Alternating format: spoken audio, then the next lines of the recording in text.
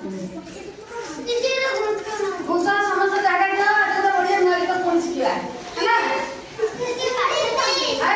ତୁମମାନଙ୍କ ପାଇଁ ମୁଁ ଗୋଟେ ସୁନ୍ଦର ନୂଆ ଗୀତ ଆଣିଛି।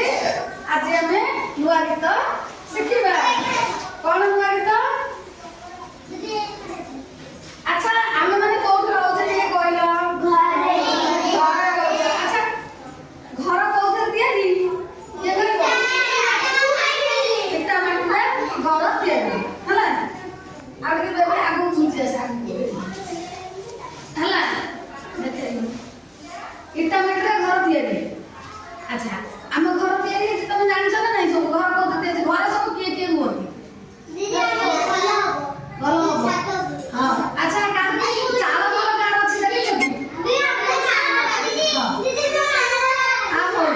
ଆଚ୍ଛା ଦେଖିଲ ଏଇଟା କି ଚିତ୍ର?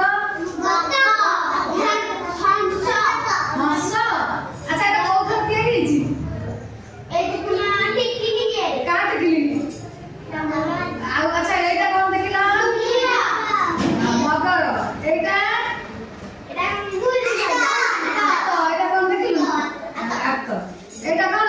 ଚକ। ଏଇଟା କଣ? ଗଛ। ଏଇଟା କଣ? ପତ୍ର। ଆଚ୍ଛା ସେମିତି ଏଇଟା ହେଲା ଗୋଟେ ଘର। ଆମର ଘର କରିପାରିବ ଏଇଥିରେ ତିଆରି କରିପାରିବ ହେଲା।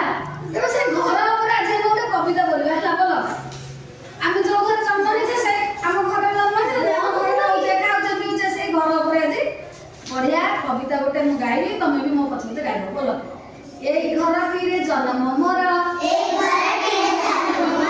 ଏଇ ଘରଟିରେ ଜନ୍ମ ମୋର, ଝାଟି ମାଟି ରହେ ନଡ଼ା ଛପର, ଝାଟି ମାଟି ରହେ ନଡ଼ା ଛପର, ଏଇ ଘରେ ଆମେ ଏକାଠି ଥାଉ। ଆମେ ସମସ୍ତେ ଏକାଠି ରହୁ ନା? ଏଇ ଘରେ ଆମେ ଏକାଠି ଥାଉ, ଏକାଠି ଖାଉ, ଏକାଠି ବସୁ, ଏକାଠି ହସୁ।